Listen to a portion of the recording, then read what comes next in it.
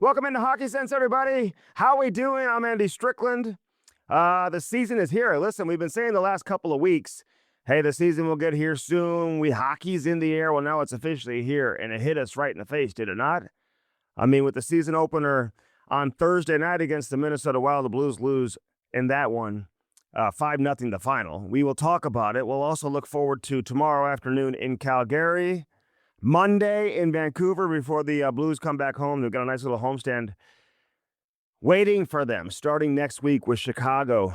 That's a TNT game, I believe, next Wednesday, so we won't be doing the game on FanDuel Sports Network. As always, Hockey Sense is brought to you by First Community. You know we love First Community. So make your savings work for you. We always tell you, hey, it's all about saving money. So if you have money sitting around on a savings account, what are you doing with it? I mean, answer that question for me. Invest it. With as little as $500, you can open a certificate of deposit, earn over 5%, which is a really good rate. 5% is a great rate, and unlike most high-risk investments, your money's totally safe because it's guaranteed. And we love guaranteed money. So if you don't want to tie up all your money, you should consider a money management account, an MMA. So the more you invest, the higher rate, and there is no monthly charge. The more you invest, the higher the rate, no monthly charge or service charge. You got to love that. Completely accessible to you, your money is. Check out firstcommunity.com. Do it today. I don't know what to make out of the season opener. We'll get into it with Jamal Mayers coming up later in the show. We got to catch the plane later on today to Calgary. So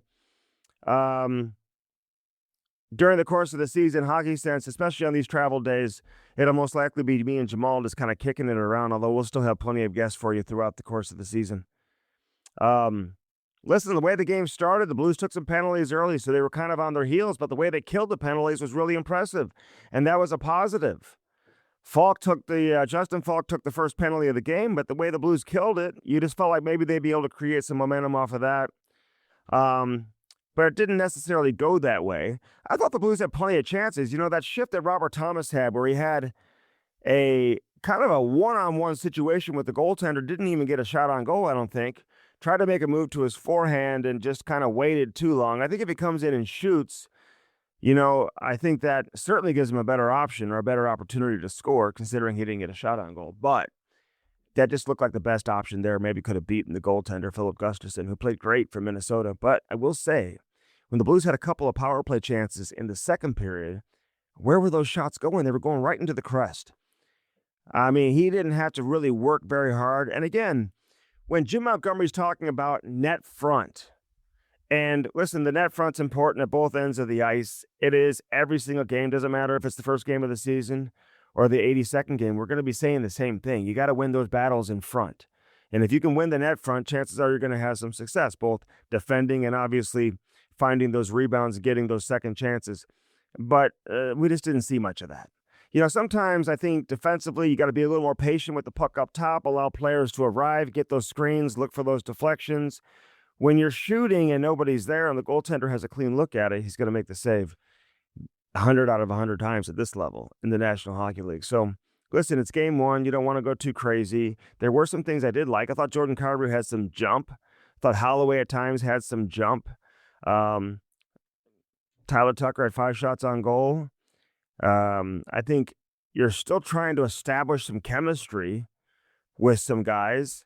And, you know, the Blues just didn't look like there was a whole lot of that going on. Even Jimmy Snuggerud, who started the game playing on the top line with, if you want to call it the top line. I mean, you got to call it the top line, I guess, if Robert Thomas is your center, with him and Buchnevich. But it was a pretty quick change. I think in the second period they make the change, didn't they?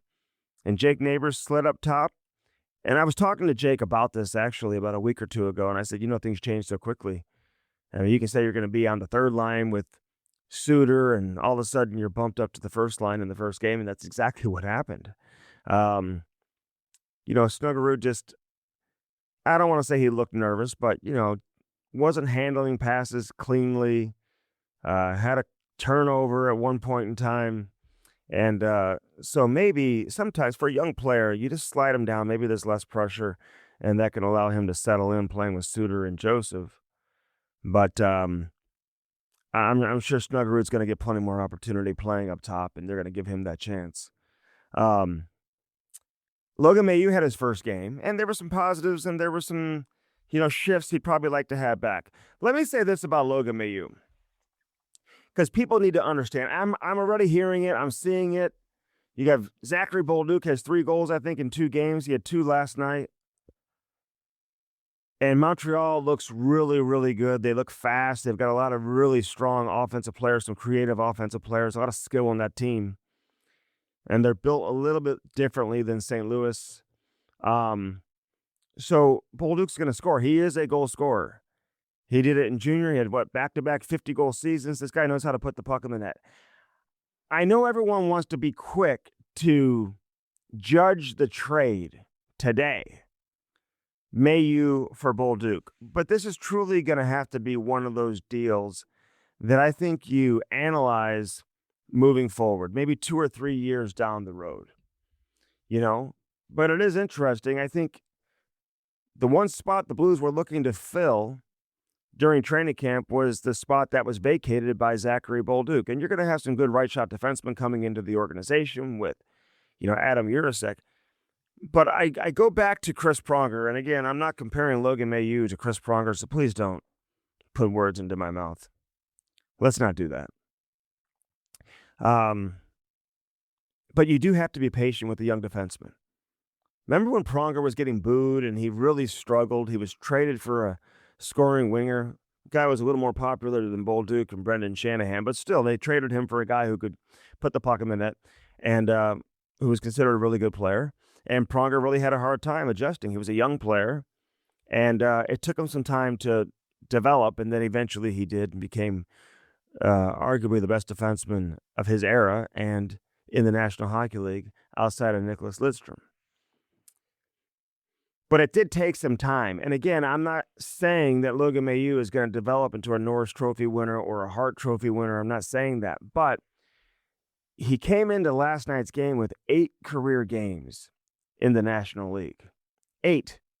7 last year. He had 1 game played the year before. And I've said several times that there are going to be bumps in the road with him, specifically in the defensive end.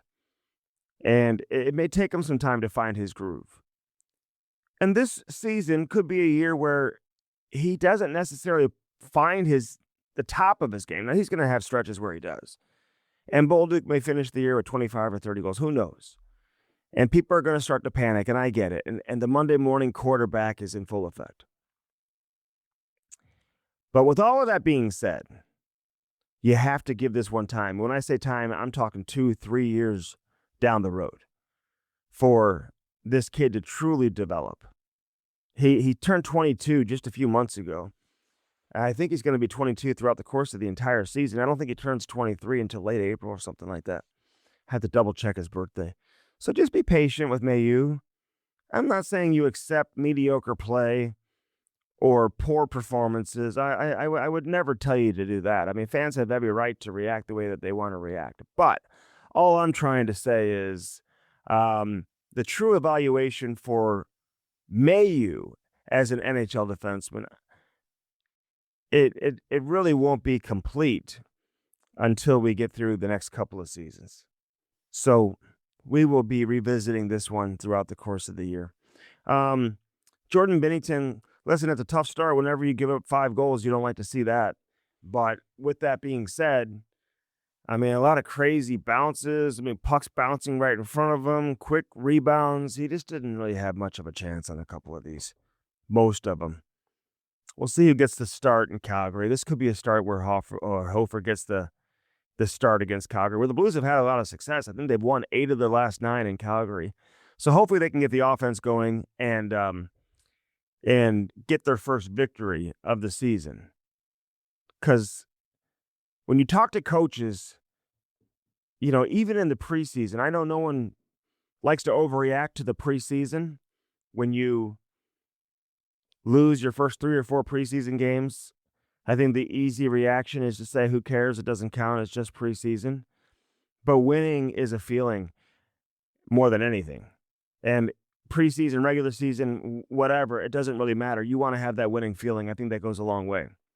And hopefully the Blues can establish that, get that winning feeling, and come back from this 2-game trip feeling good about themselves before they settle in for a long homestand beginning with Chicago, like I said, next Wednesday. So that's where we're at. I thought Kyrou had jump. I thought he looked good. And then it was just kind of a penalty parade. I mean, too much going on. And again, we talked about the net front. I think the Blues had 4 inner slot shots on goal throughout the course of the game. 4. I mean, that's just not good enough. I don't think anybody had more than 1. Kyrou had some rush chances. He was able to beat some defenders one-on-one. He was able to get tight with the goaltender, and Gustafsson made some great saves. But those are going to start going in, as you know. It's only a matter of time. And I thought Parayko came out just on fire. Go back and watch his first couple of shifts. He was all over the ice. I mean, it was just crazy. Like he was shot out of a cannon. And again, when you take penalties early in a game, it can just completely take you out of your rhythm. Even if you kill them off and you maybe gain some momentum, some energy from the fan base after you kill off a penalty, I just think it disrupts your rotation. Certain guys aren't involved in the PK. They're sitting on the bench. They're getting cold. All that type of stuff takes place. It just disrupts a lot of things. They got to stay out of the box starting in Calgary. So I don't want to make it all doom and gloom. You could be San Jose this morning. Did you see how they lost to the Vegas Golden Knights? Big shout out to John Kelly, by the way, who called that game on ESPN. I just can't believe how San Jose lost that. I mean, they had a chance, forgot who it was, to close the game out with an empty netter, and they had at least 2 chances to put the puck in an empty net, and they couldn't do it. And then not only does Vegas come down the other way and score, I mean, it was such a fluky goal with Jack Eichel just throwing the puck on net, and somehow it squeaks through Nedeljkovic's pads. And that forces overtime. They go to OT, and did you see how San Jose lost that game? I mean, you got to be kidding me. Listen, I'm all for patting the goaltender on the head and saying, great job, we should have been better in front of you. It's not your fault. Personally, I think we're too easy on goaltenders too often. I think when a goaltender doesn't play well, you just have to say, hey, listen, they were terrible in that game. That's a terrible performance by the goaltender to lose a game in that situation. Go look at the overtime goal. Nedeljkovic tried to come out and play the puck, and I don't know what he was doing. He just gave it to a Vegas Golden Knights player. And I think it was Riley Smith who ends up getting the game winner for Vegas on an empty net. And just a terrible decision by the goaltender. If you're going to come out, that's got to be a hard clear. I don't know what he was trying to do. Plus, he hesitated. And it just wasn't good all around. Ton of games last night, though. Vancouver looks good. At least they did last night. So the Blues play Calgary. Calgary's 1-1 on the season. They won a shootout in the first game of the year against Edmonton, and then they were able to get Vancouver beats them 5-1. Some interesting teams have gotten off to some successful starts here in the early going. Boston's won a couple of games. The Rangers lose their season opener against Pittsburgh, but then they come back and they shut out Buffalo. Pittsburgh's won their first 2 games. Montreal's feeling confident. Ottawa beats Tampa Bay on the road. So, and even Florida, man. Florida just knows how to win games. They're missing Barkov. They don't have Tkachuk. And this is the thing about the Florida Panthers. When you talk about teams that can kind of beat you in any way, right? You want to play run and gun, they'll beat you 6-5. You want to play a tight defensive game, they can do that. If it's a special teams game, they can win in that fashion. If it comes down to goaltending, they can do that too. I mean, here they are winning 2 one-goal games to begin the season. They beat Chicago by a 1-goal game, and then they beat Philadelphia last night 2-1 the final there. And here they are 2-0 to begin the season, winning low-scoring, tight-checking games. They can do it all. Matthew Schaefer gets his first NHL assist, first point against Pittsburgh. Crosby gets a couple of points in that game. Nashville gets a victory. Ryan O'Reilly gets another power play goal. I just love watching this guy operate in tight next to the goaltender. He's so good at getting that puck elevated, under the bar, in tight. That's where the puck has to go in that situation. What a game last night with Dallas and Winnipeg. You talk about 2 high-powered teams. I mean, this Central Division is going to be just such a tall task. I mean, the three-headed monster up top between Colorado, Winnipeg, and Dallas, I mean, they are all so good. Colorado looked great again. But again, they win a 2-1 game, but their big dogs are scoring goals for them, but they found a way to win their first two games. First game against LA, they pounded the Kings on the opening night for the NHL. But Dallas and Winnipeg, it's just like all the best players just stepping up here in the early going. But again, it's just one game, so nobody's overreacting here. Jonathan Toews, by the way, plays his first game in a couple of years. Got a great standing ovation. And played over 18 minutes in the game. Wow. Won 46% of his faceoffs. I've seen some reaction from some former players online who are saying, hey, listen, if I had to miss a full year of hockey, I would be dead. I think it was Keith Yandel that said that. I think most former players would say that. Like, to take a full year or two off and then come back and play in the National Hockey League, that is just insanity. We'll get into all this stuff with Jamal Mayers. I'm looking forward to getting his take on everything and where things are at. And hopefully we can get an idea of how the Blues can get back on the right track against Calgary, and I think they will. They just got to find that chemistry. I think Suter and Bukestad and some of these guys, it's just new faces, and trying to establish that with one another, I think will take some time. And the Blues know they have to be better defensively, but they've got to find a way to play on the inside in the offensive end. They had a lot of point shots, a lot of shots from the outside. They're not getting to rebounds. And that's the name of the game. That's how you win in the National Hockey League. So we'll see how that goes. We got lots to get into with Jamal Mayers coming up. Hope you enjoyed this edition of Hockey Sense. I hope you had fun down at the Enterprise Center last night. Listen, it's always a great atmosphere. I love the season opener. And getting a chance to see the fans once again. A ton of people showed up to the pep rally prior to the game at Union Station. And people are into it, there's no doubt. So now let's get the first victory. Hopefully next week, on next week's edition of Hockey Sense, we'll have some more positive things to talk about when we get into breaking down the St. Louis Blues. I thought Holloway had some jump too. Those two guys just play so fast together. I mean, you're not going to be able to keep them down very long. Expect Holloway and Kyrou to come back from this two-game trip with some points in their back pocket. I will say this about Minnesota. I mean, their top line is good. The way they spread you out and the chemistry they have with Rossi and Boldy, and then obviously Kaprizov, who's just a magician with the puck. I mean, he moves the puck so quickly. You know, you always hear about anticipation and the ability to read plays and know what you're going to do with the puck before you even get it.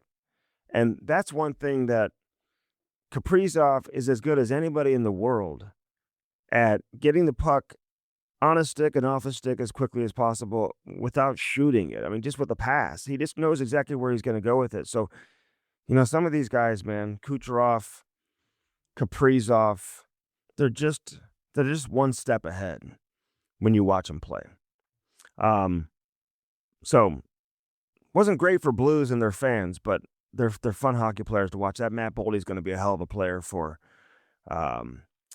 USA coming up at the Olympics. By the way, speaking of the Wild, General Manager Billy Guerin, he sat down with me and Cam Jansen on the Cam and Strick podcast, so we'll have that for you next week. If you haven't checked out this week's episode, Tony Twist and Kelly Chase in studio. Some people are calling it the best episode we've ever had. I don't know if Cam and I would agree with that. We've had so many incredible ones, but when you get two iconic names and iconic figures in Blues history in studio together. And, you know, there was a long period of time you weren't saying Twist without saying Chase and vice versa. And people love hearing from both those guys. They could tell stories for days. I interviewed Kelly Chase on the Jumbotron last night at the game between the second and third period. And it's just so great to see the reaction that the fans give this guy. I mean, it was an unbelievable response from the fans. And Kelly loves that, man. There's no question. I mean, he is one tough SOB, man. To be able to go through what this guy is going through. Now he's having issues with his eye. He opened up about that with us on our podcast. So he's hardly able to see out of his left eye.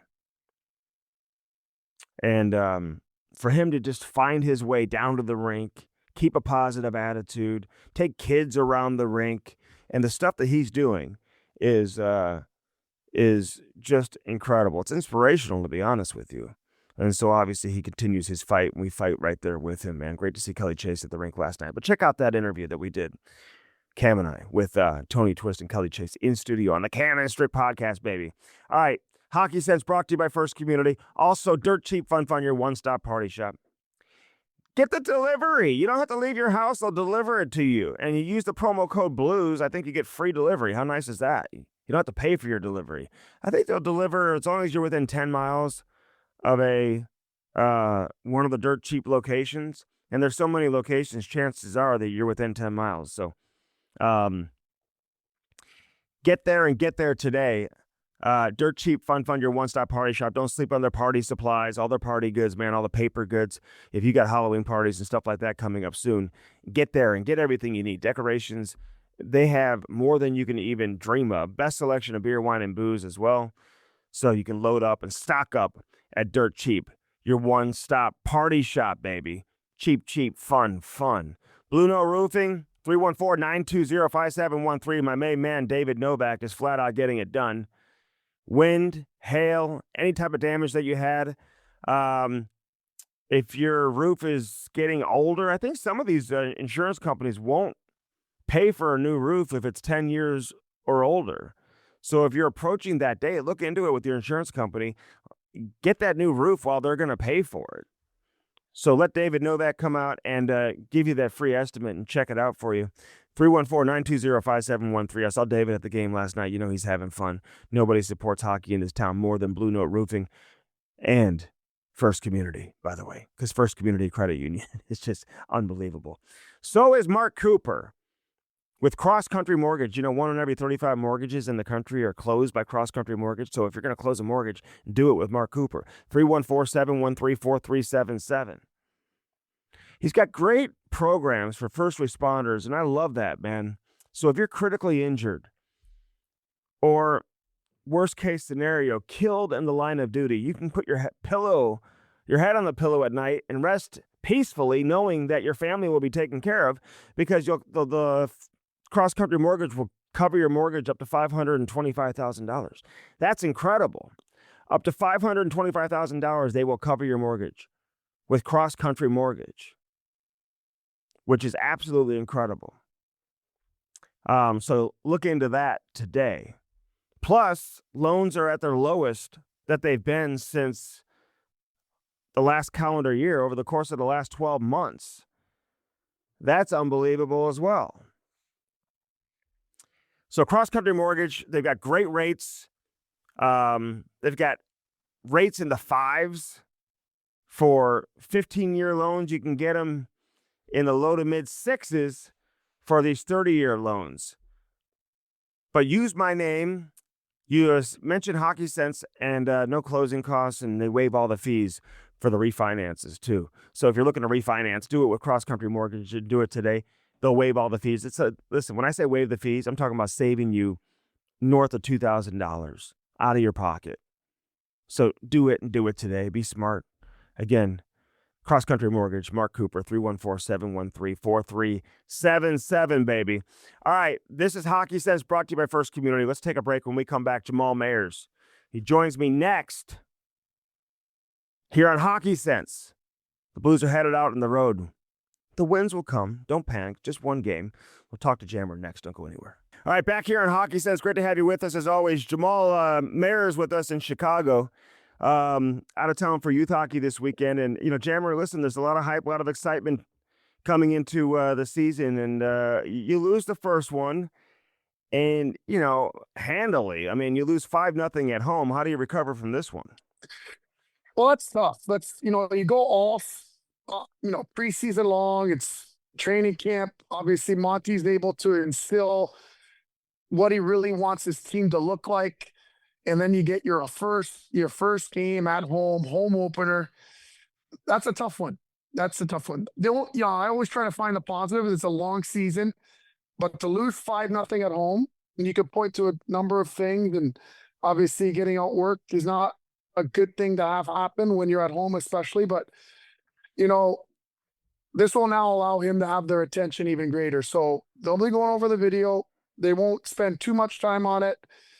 But most importantly, how do they respond as a group and who are they? And this will be really critical as how they respond in the next game. Yeah, they took some penalties early, but they were able to kill those off. And then even with the power plays that they got in the second period, they had some good looks. But I mean, Gustafsson, I mean, he may have a couple black marks on his chest there, Jammer, just because he was able to see every shot and they were hitting him right there in the crest. I mean, you look at how these goals are scored around the NHL. If they're not deflections and rebound goals, I mean, guys just pick the corner, right? You just got to find a way to be the NHL goaltender, which I guess is easier said than done. Yeah, I know. But you've got to get your nose dirty. And I don't think this is a veteran team. There's a lot of guys that are younger, but it's a veteran team that's been there before. And they understand that that's not the standard that they want to play with. That's not the intensity they want to be in front of the net. That's not the intensity that they want to play with. So I look for them to respond. That's for me is going to be critical. Now, if they go out and have a tough outing again, then there's cause for concern. But I think it's so early. We're just starting the season. It really stinks that it's your home opener, and that's the kind of game that you put out there. Hey, I'm just curious, when you look at the stats after the game and analytics too, obviously, that are a huge part of it. Like, what's the most telling stat that you try to look at when you're looking at the stats? What's the first stat you go to? Well, for me, it's it's chances for, chances against. It's not so much the shots. The shots can be misleading because I'll give you an example. You could have allowed only 20 shots, but you allowed 12 grade A chances. And so I think that's how teams evaluate it. I don't even look at plus minus. I think teams nowadays, even at the end of my career, they would go through each goal and they would assign blame, if you will. So whoever was at fault.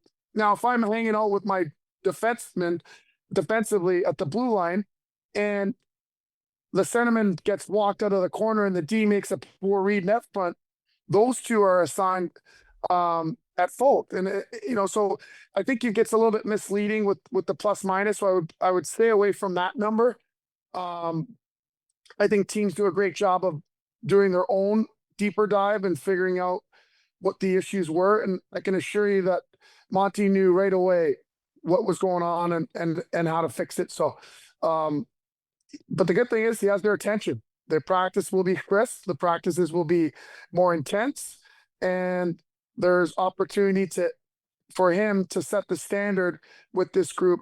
And the best and most important commodity that he has as a coach is ice time. So if you want your ice time to go up, play the right way, do the right things. I always looked at it like an opportunity, being a third or fourth line guy, to eat away some minutes. Yeah, the Blues actually had a more high danger chances in the game. They had 16 to Minnesota's 11 with high danger chances.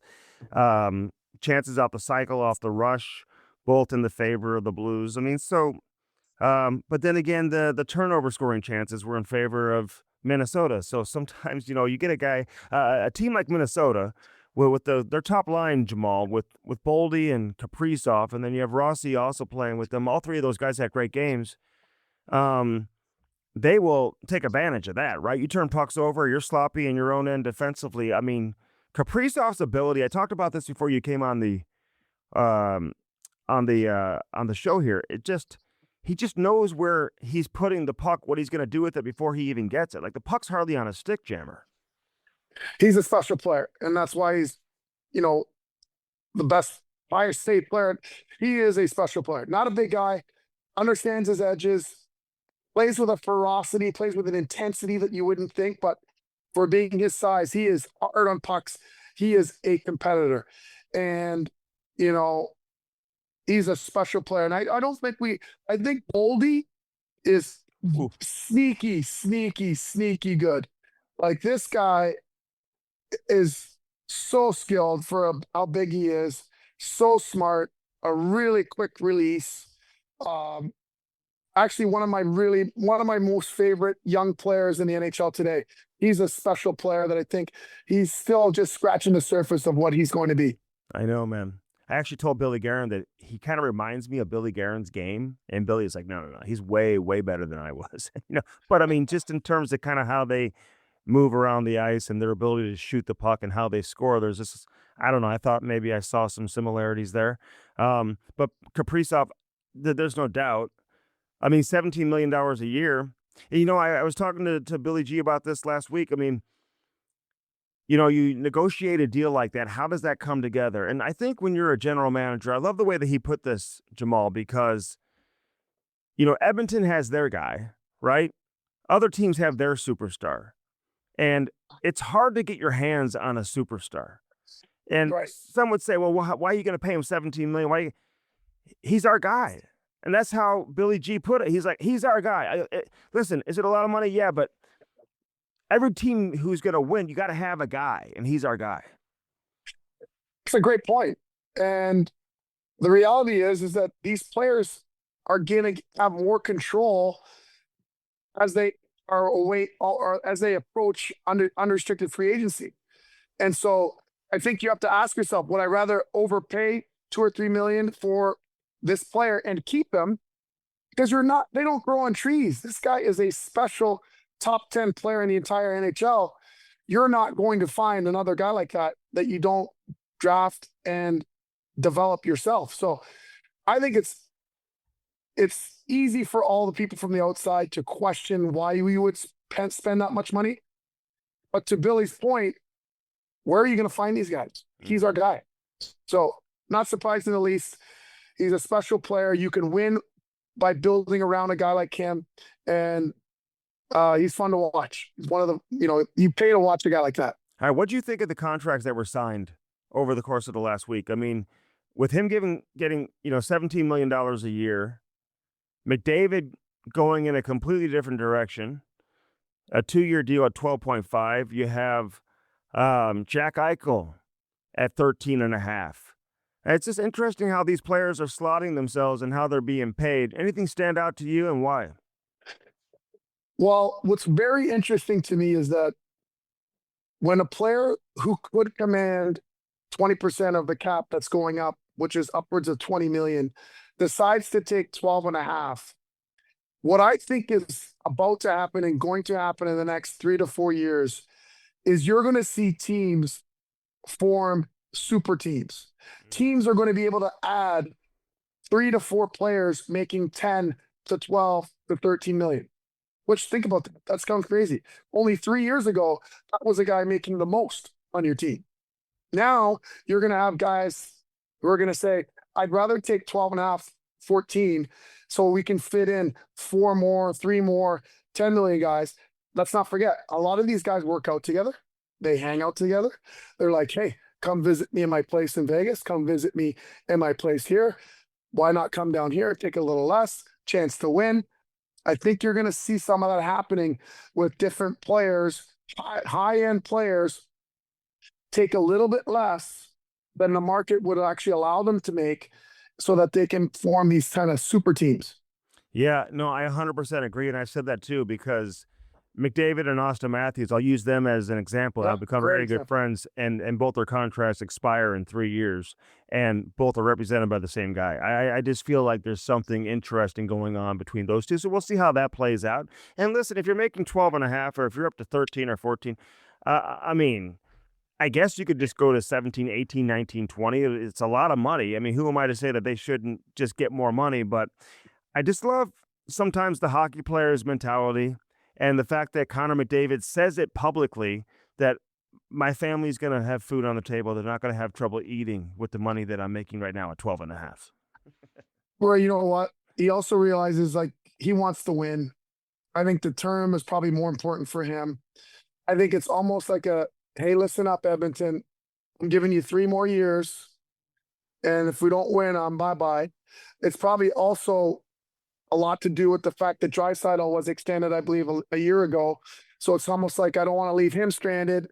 I'll give you 3 more years to get this done, and then I'm moving on. So I would hope that the people of Edmonton, if he does move on after these 3 years, treat him the way he should be treated, which is be very grateful and thankful that he got you the new building, got you to hopefully a Stanley Cup, but to 2 finals. Like there's a lot that this guy has done for the city of Edmonton. It's just my hope that they appreciate that. Oh, you can't be mad at him now. That's what I mean. After these 3 years, you can't be mad at him. Like, I mean, he's done everything for you. And again, you're right. He does want to win, and that's why he signed the deal that he signed. And it's I guess some would say, oh, it doesn't make sense to say, hey, tell the team to go build a winner around him because they've gotten to the final the last couple of years, but I guess they haven't won. So, but I will say, Jamal, by him signing a 2-year deal, if you're a free agent, are you signing in Edmonton for 5 or 6 years? I mean, not everybody's in that position to do what McDavid did. He's coming off of a $100 million deal. He's making tens of millions of dollars off the ice. He'll make millions of dollars for the rest of his life. So no one's really, in that category or who can relate to him with that. But if you're a free agent and you're a really good player, you're going to come sign for 5 years plus in Edmonton, knowing that he's going to be potentially gone in 3 years. That'll be interesting. They're going to have to do this via trade, in my opinion. Yeah, I think you're a little bit right, but they might now have the ability to overpay for a guy to come for 5 years. Maybe the market's saying he's a $4 or $5 million deal, but maybe because of McDavid taking the haircut, now you can get that player for $7 million, and that player's going to be like, oh, you know what? Get to play with McDavid for 2 years. That's worth it to me. What do you think of Eichel's deal, though, at 13.5? And you see, Marner obviously coming there. I'm surprised more people didn't find their way in that $16 million range.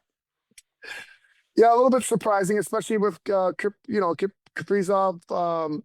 getting that much money. I thought even just at the end of negotiations, but clearly that's where Jack Eichel was, that would push his number up a couple of million, and no one would blink if his number ended up being 15.5, right? Like 15.5, 16. Right. So, it goes to speak to the fact that I believe hockey players, were very well-grounded people. For the most part, I think that most players have parents that raised them the right way.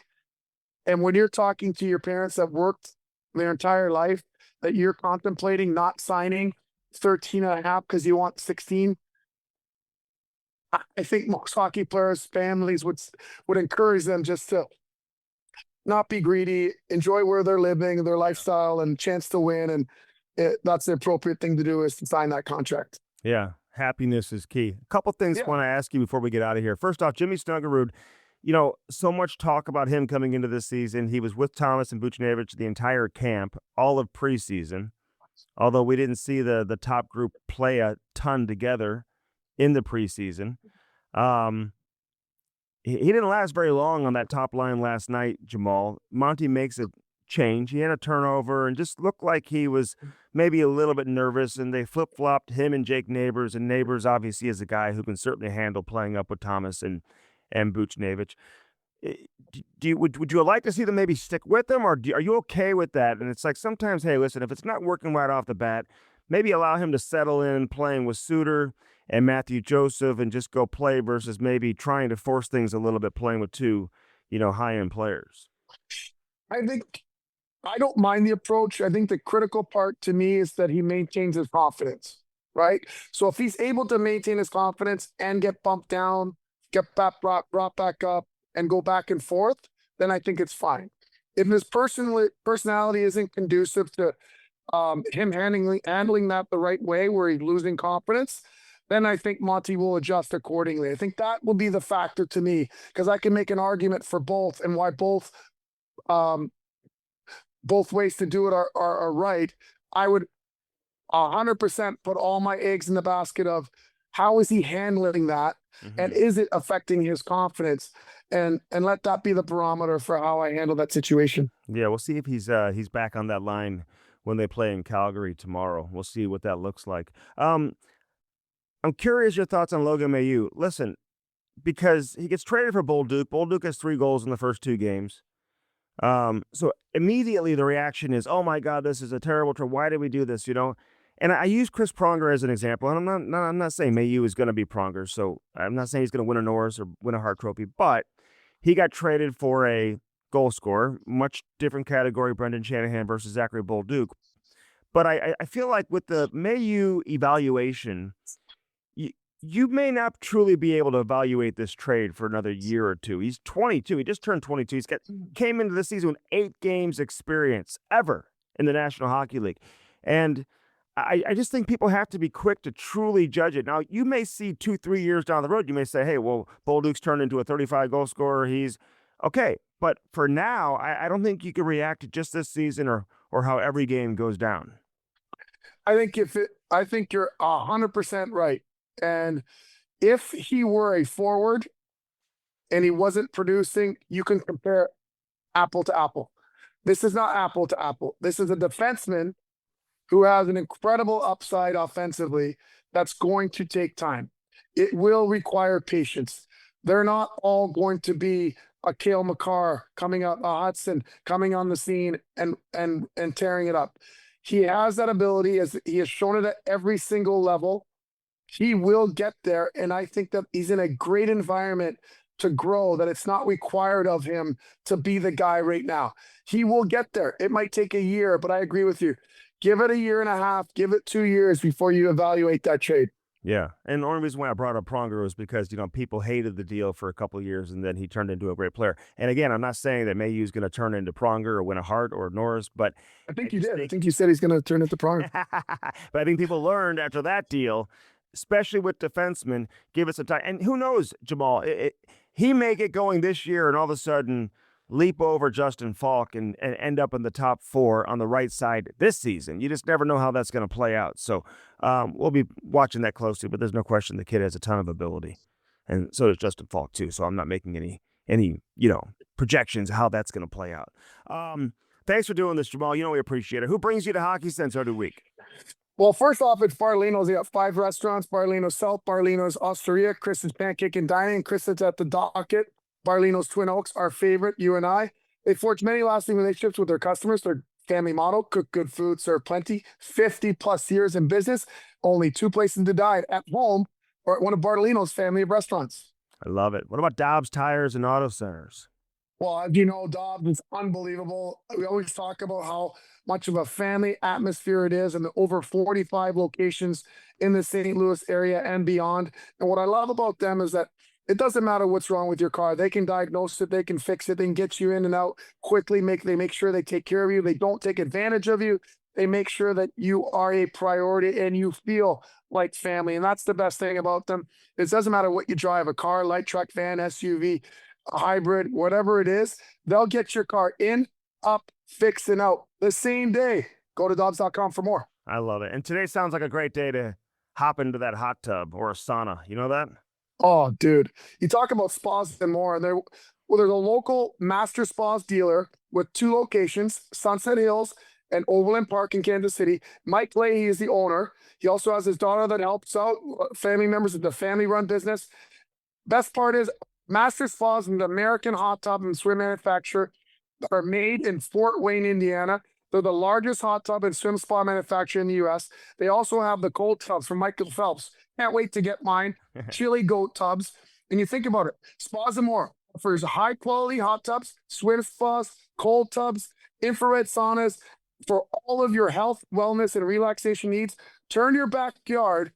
Don't be cheap, Andy. Get up there. Give them a call. Turn your backyard into the oasis of your dreams with the Master Spas and Spas and More, located at 12957 Graboy Road in Sunset Hills, where we put the awe in spa. Spa.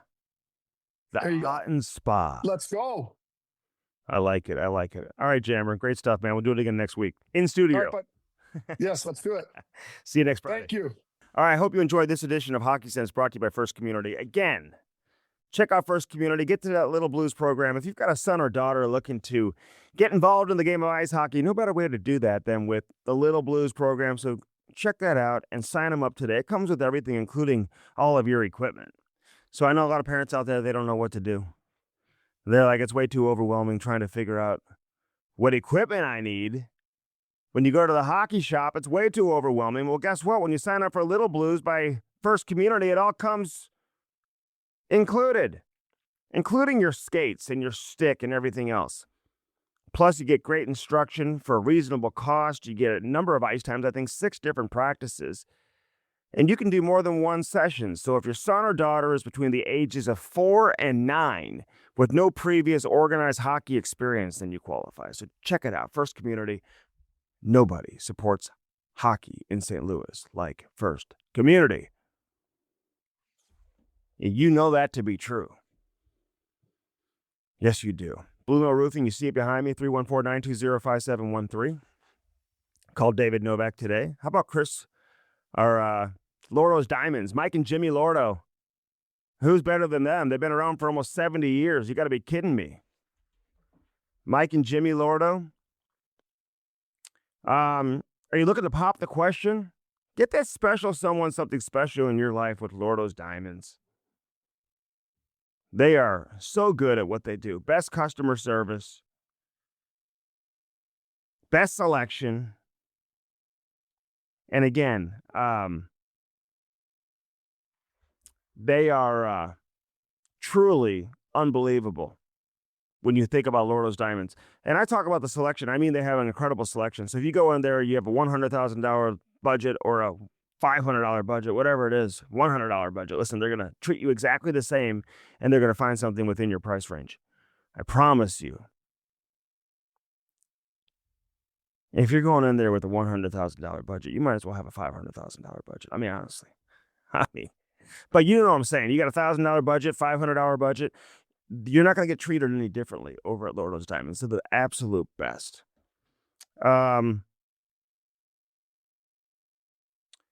How about Kirkwood Fence, baby? You know, they recently came and fixed my fence. We had that storm damage. You can get storm damage on your roof, but then you can also get it on your fence as well. Kirkwood Fence to the rescue. And these guys are so good at everything they do. You can get a vinyl fence. You can get old school chain link fence.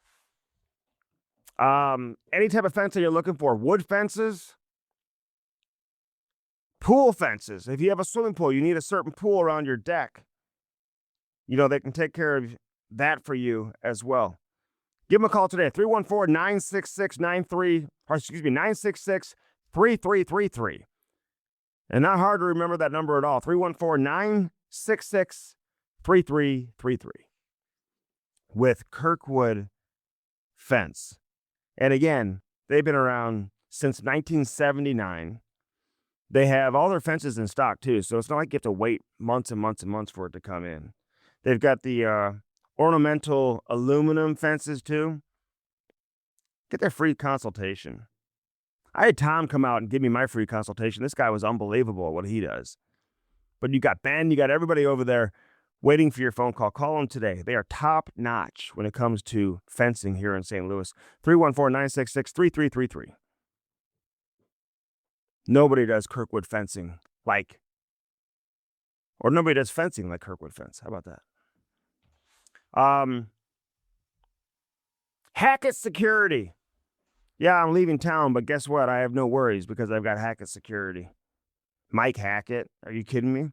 These guys do like big time security jobs too over there with Hackett Security. Like government security.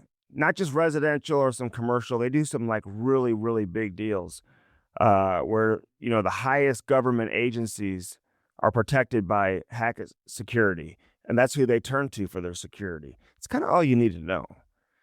And if you're somebody who's moved to the United States from a different country, maybe you're Russian, maybe you're from China, they've got people who speak all different languages too, which is really unbelievable. So if you're somebody who recently moved from Russia, for example, and listen, they have had people who've done that. There's been blues players who have used Hackett Security. A lot of professional athletes use Hackett Security. And blues players who are Russian, they are more comfortable speaking their native language. Why wouldn't they be? So Hackett Security sends over Russian employees who help them with their security. It's incredible. 314-432-4200. Get the cameras in place and get everything else you need in place to make sure that you can rest comfortably at night when you're not at home. 314-432-4200 for Hackett Security. All right, so the Blues are in Calgary. Then they head over to Vancouver. Then they come home and face Chicago. And a great homestand on the way. looking forward to seeing how things kind of evolve throughout the course of the season. Listen, a lot of hype with this Blues team entering camp and throughout camp.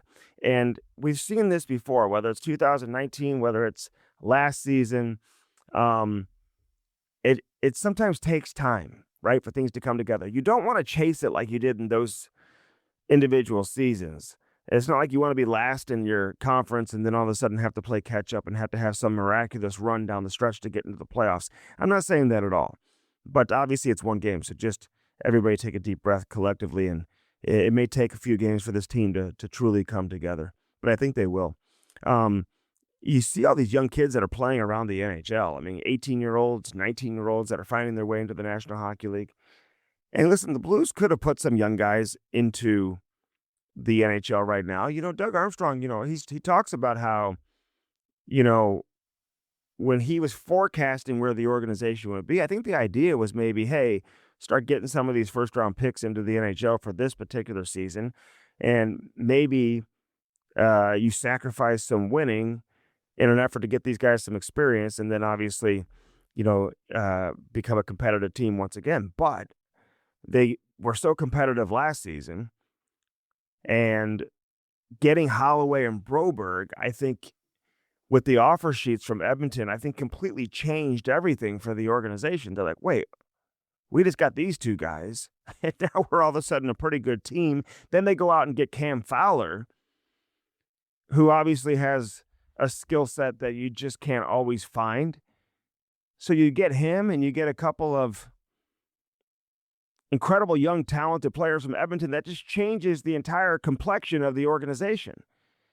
And now you're like, okay, we can let these kids develop and marinate down in the American Hockey League, which is where you want them anyway, whether it's Dvorsky or Stancil or Prakarsik, Stenberg, Lindstein, all these guys, Kaskamaki, that they're all going to play. Everyone I just mentioned, they're all going to play in the NHL. So it's just a matter of when they arrive versus will they arrive. There's no question that they will. And they probably would have been here sooner if the team hadn't gotten so competitive so quickly. And that's exactly what happened with the offer sheets, like I mentioned, and then the addition of Cam Fowler and just kind of where this team is set up right now. So it's going to be a fun year. Going to be a long year, but it's going to be a fun year. And we're just one game in. So again, hope you enjoyed this edition of Hockey Sense, brought to you by First Community. Great stuff with Jamal Mayers. Once again, always love talking with Jammer. And we'll do that all season long. Your best stop for St. Louis Blues coverage and coverage around the National Hockey League is right here on Hockey Sense, brought to you by First Community. I'm Andy Strickland for everybody here at Half Coast Studios, reminding you to keep your head up and your stick on the ice. We'll do it again next Friday, as we do each and every week. It's our Friday tradition here on Hockey Sense. Enjoy the hockey, everybody.